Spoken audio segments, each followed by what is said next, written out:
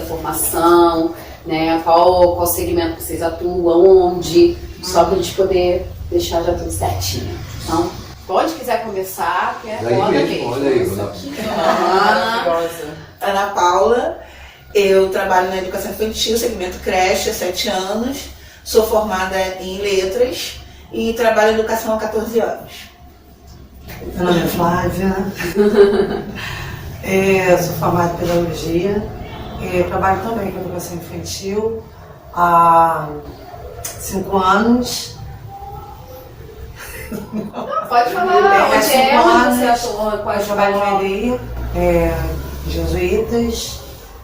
É uma experiência, né, muito gratificante, muito boa. Espaço de desenvolvimento infantil. A gente aprende muito com as crianças também, né? E assim, né, eu tô ainda, né, me situando, gosto muito, né? Mas algumas coisas ainda me deixam, né, um pouco assustada. Mas é maravilhoso, né? Trabalho maravilhoso, muito gratificante. Sou Michele, sou também pedagoga, trabalho na UFRJ há 8 anos como pedagoga e atualmente também em sala de aula lá na ONG Ser Cidadão, com desenvolvimento pessoal, preparando jovens para o mercado de trabalho. Eu sou Rodrigo Veras, sou ator, mas atualmente estou sendo graduando em licenciatura em música pelo Conservatório Brasileiro de Música, e é isso, com a experiência. Meu nome é Luiz, eu trabalho com minha formação em artes plásticas, trabalho com artes há 40 anos, bastante tempo. E a educação, eu sempre tive muito vínculo com a área educacional e tem sido todo esse tempo o meu maior vínculo, a arte dentro do processo de educação. Vai fazer. Então, o tema da nossa conversa de hoje é planejamento educacional para aprendizagem significativa. Né? O que é planejar para vocês? Eu falo a palavra planejar. O que é planejar? Não todo, não só educacional, não. Antecipar atitudes que precisam ser tomadas para resolver determinadas questões que se colocam, né, no dia a dia. Isso não, né, em termos de vida. E dentro da escola é conseguir antecipar um plano de aula, né, e prevendo uma execução mais favorável possível. Sendo que a gente faz o planejamento, é fundamental que se faça e precisa permitir uma flexibilidade, como na vida também, né? Sim. E qual é a importância para vocês, quanto professoras, qual é essa importância do planejamento educacional? Bom, ele é de suma importância, até para que o profissional ele tenha a ideia, né? Primeiro, dentro do planejamento, acho que é importante você fazer se você tem a possibilidade de fazer uma diagnose, né? Um diagnóstico, conhecer quem é esse aluno, porque hoje o aluno que nós recebemos, diferente da nossa época, é um aluno que ele já vem com uma bagagem enorme, né? Ele tem o celular nas mãos, que é um computador, né? Que dá possibilidades inúmeras, mas nem sempre ele sabe utilizar aquele equipamento até para poder aprender, né?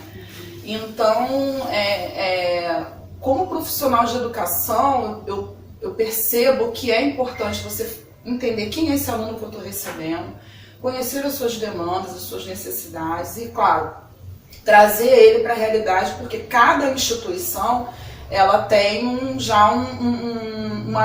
fala da faculdade, né? Já tem a ementa do curso daquilo que vai ser feito, né? Lá na rede pública já tem um planejamento, já o primeiro ano, o segundo ano, já prevendo o que tem que ser passado para o aluno.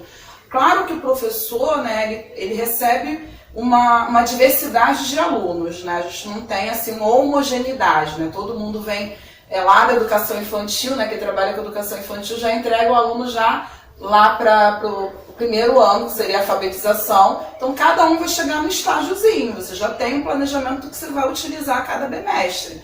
Mas dentro da realidade daquele aluno, A gente vai tentar encaixar, né, levar propostas para que você consiga dar prosseguimento para que o aluno, de fato, consiga sair, por exemplo, do primeiro ano já alfabetizado. Pelo menos é essa a proposta que a gente tem, mas a realidade nem sempre acontece desse jeito. Dentro da educação infantil, como é que funciona? A gente tem um planejamento, assim, eu particularmente, eu gosto de partir, o meu planejamento a partir de uma história, né? A partir dessa história aí eu vou trabalhar o conteúdo com a criança, mas a gente sabe também que é uma fase de a criança brincar. Então, assim, você não pode fazer um planejamento de engessado, de folhinha, você tem que ter uma diversidade, né, no teu planejamento. Arte, mistura com outras coisas. Então, assim, você não pode ter... E os alunos, como a Michelle já falou, né, são diferentes. Né, você vai trabalhar aquele conteúdo, sim, mas para esse aluno tem que ser de um jeito. O outro já tem, às vezes, uma facilidade ou uma dificuldade. Então, para aquele ali, você já tem que abordar de maneira diferente. Você já vê, às vezes, com uma história, com alguma coisa assim, né? Então, assim, né, é importante o planejamento.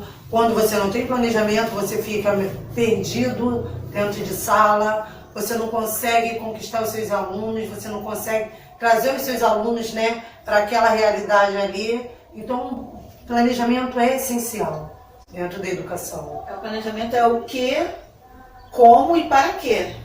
Né? Para que eu quero chegar àquela... 3 perguntinhas básicas, né? É o que fazer, como fazer e para quê, que é o objetivo, né, de todas as...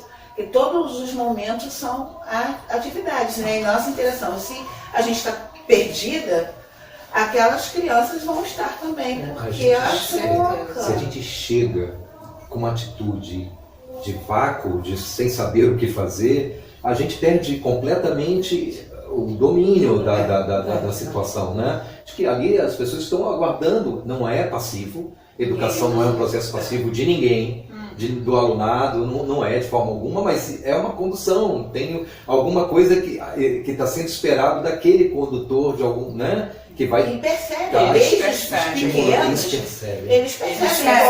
está... Eles percebem, eles costumam falar também. Exatamente. Eles pedem, Eles também. apontam. Eles vão ter isso. Tal professor, Tem crianças que cobram. eles comparam. Se pensar que a pessoa pensar que é inspirada, que o improviso vai dar conta de tudo, às vezes ele entra e funciona, mas você tinha lá a sua... Tem uma bagagem.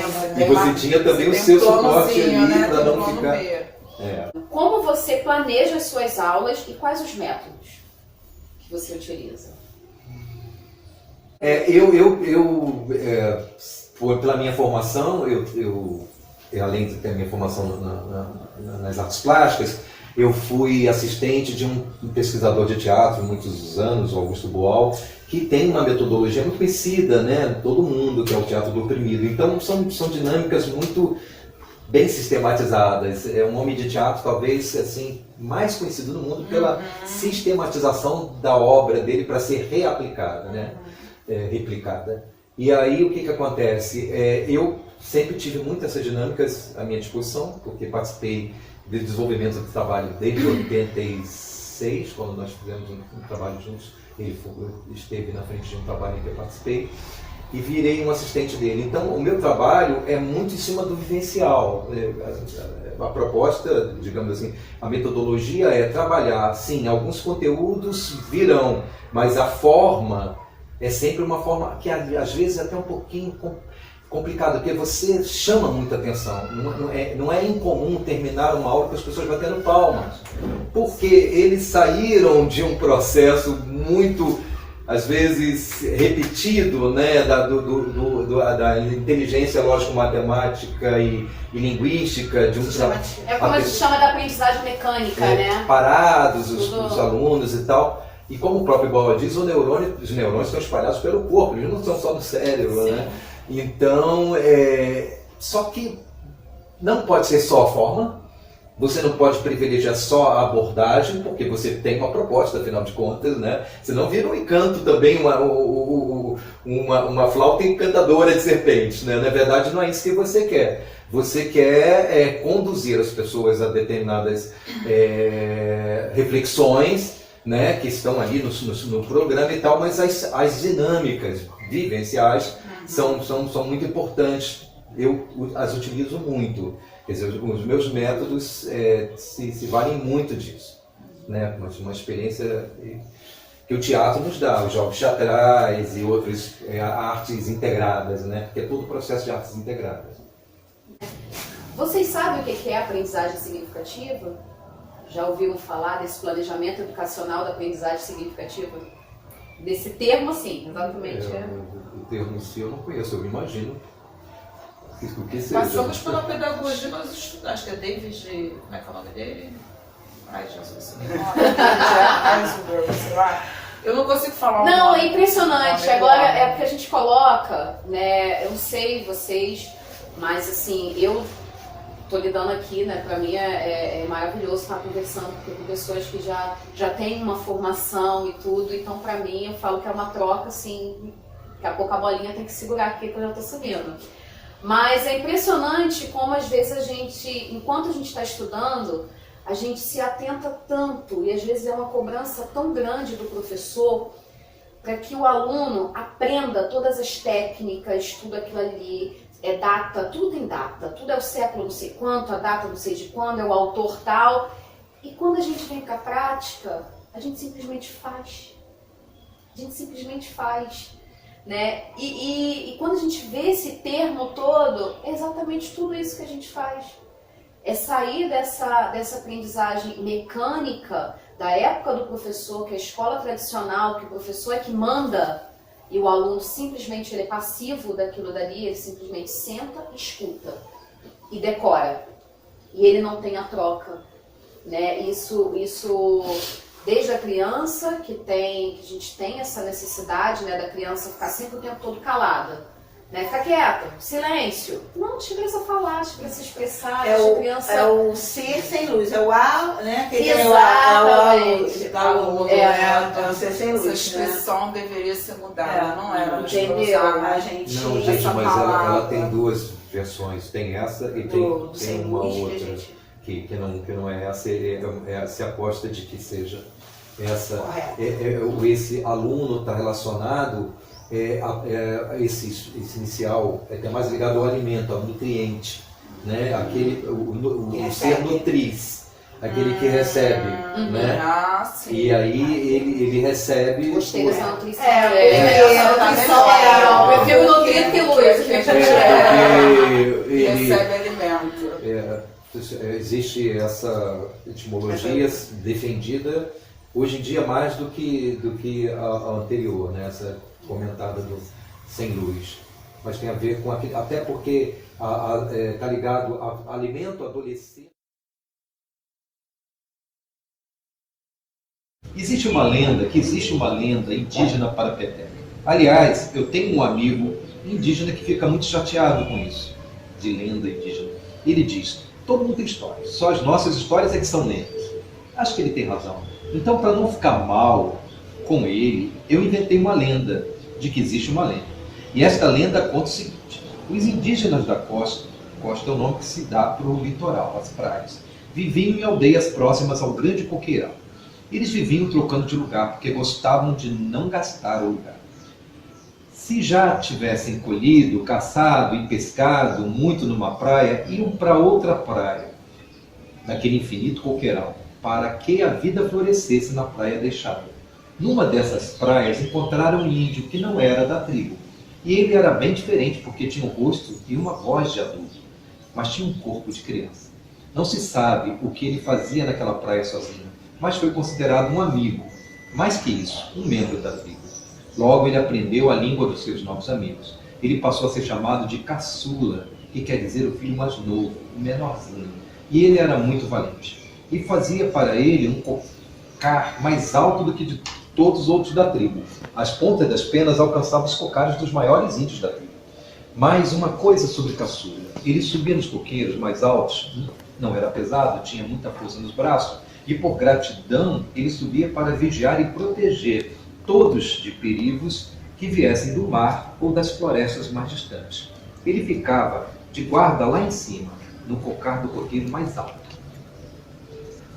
Do mar mesmo era muito difícil que viessem algumas tribos inimigas, porque aquela costa era de uma areia tão branca e de um mar tão calmo e azul que dificilmente ali alguém chegaria sem ser percebido. Mesmo assim, Caçula fazia questão de assumir esse papel de protetor, girando sua visão para todos os pontos por longas horas dos dias. E os líderes da tribo, caciques, guerreiros, pajé, todos eles eram muito gratos para ele. Mas quem gostava mesmo dele eram as crianças. Como era bom ter aquele amigo do tamanho dela, cheio de ideias na cabeça para brincar com eles.